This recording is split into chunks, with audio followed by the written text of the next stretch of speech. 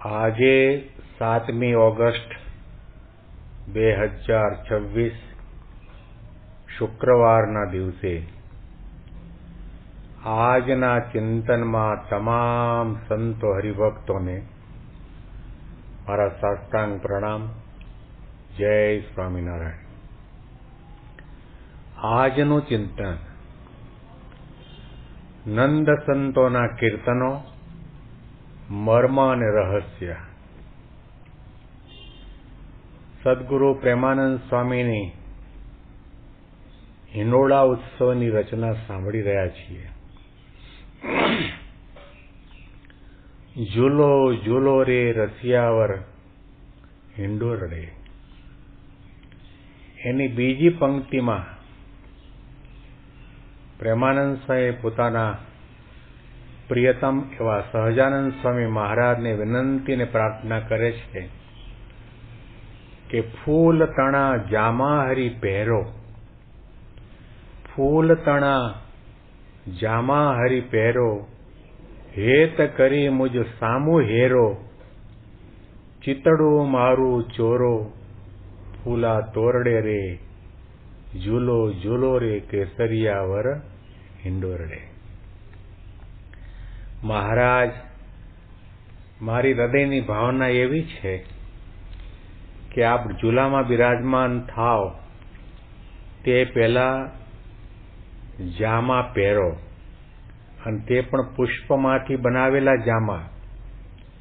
ગુલાબ હોય, મોગરો હોય, ચમેલી હોય, જાત જાતના સુગંધીમાન પુષ્પોથી બનાવેલો જામો સુહામણો હોય એ ધારણ કરો,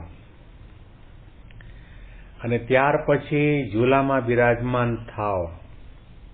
હું ઝૂલાવું અને સાથે સાથે આપ કૃપા કરીને પ્રેમથી, હેતથી, કરુણાથી, વાત્સલ્ય ભાવથી મહારાજ તમે મારા સામું નજર કરો. ભક્ત એને કહી શકાય કે હંમેશના માટે એને એવી ઝંખના, ઈચ્છા અને અપેક્ષા રહ્યા કરે કે મારા ઈષ્ટદેવ અને મારા ગુરુ હરિ મારી સામું નજર રાખે, કરુણા દ્રષ્ટિ કરીને મને નિહાળે અને નજરોના કાંટા વગાડીને મને ઘાયલ કરે. કારણ કે સંત અને ભગવંતની નજર એવી દિવ્ય, અલૌકિક અને પ્રતિભા સંપન્ન હોય છે કે એક વખત સંત કે ભગવંતની કૃપા દ્રષ્ટિ જેના ઉપર પડી એનો કામ બળી જાય, લોભ ટળી જાય, અહંતા અને મમતાનો નાશ થાય, જીવભાવ ચાલ્યો જાય, દેહભાવ મરી પરવારે અને બ્રહ્મભાવની ભૂમિકા પ્રાપ્ત કરી ભગવાનના ધામના અધિકારી બની જાય. આવી પ્રકારની સંત અને ભગવંતની કૃપાની અંદર પ્રતિભા છે, શક્તિ, સામર્થ્ય અને ઐશ્વર્ય પ્રતાપ છે. એટલા માટે કોઈએ કહ્યું છે કે શાહો કી નિગાહો મેં અજબ તાસીર હોતી હૈ. શાહ એટલે લૌકિક દ્રષ્ટિએ જોવા જઈએ તો એનો અર્થ થાય રાજા, અને રાજા એને કહી શકાય જે સિંહાસન ઉપર બેઠો એને જ રાજા કહેવાય એવું નથી. નગરના લોકો એને રાજા તરીકે માનતા હોય તો રાજા એવું પણ નથી. સામાન્ય ઘાસની ચટાઈ ઉપર ભોંય પથારી કરીને બેઠા હોય અને મોઢા ઉપરથી માખ પણ ઉડતી ન હોય, પરંતુ જે મનને મારીને બેઠા હોય, મનના સંકલ્પ એક ક્ષણના માટે પણ જગત તરફ ન થતા હોય, જેણે કામ, ક્રોધ, લોભ આ તમામ માયાવી સાંસારિક દોષોથી પર થઈને બ્રહ્મ ભાવે, આત્મભાવે, ગુણાતીત ભાવે વર્તતા હોય એવા કદાચ કાષાય વસ્ત્રધારી હોય તો પણ લોકો ભલે સાધુની નજરથી જોતા હોય તો પણ એ રાજા છે જીતમ જગત કે ન મનોહયેન. જગત કોણે જીત્યું કહેવાય? રાજાએ નહીં, જેણે પોતાનું મન જીત્યું એને જગત જીત્યું છે. શાહો કી નિગાહો में अजब तासीर होती है, निगाह लुत्फ से देखे तो खाक भी अक्सिर होती है. સંત અને ભગવંતની નજરમાં એવી તાકાત, શક્તિ, સામર્થ્ય રહેલા છે કે ભૂલે ચૂકે પણ ધૂળના કે ભસ્મના ઢગલા ઉપર નજર પડે એ ધૂળ પોતે અક્ષીર દવા બની જાય છે.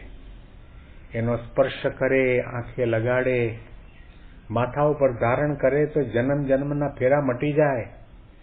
આવી પ્રકારની કૃપા દ્રષ્ટિ અને નજરની અપેક્ષા પ્રેમાનંદ સ્વામી હંમેશના માટે મહારાજની પાસે રાખે છે. હેત કરી મુજ સામુ હેરો.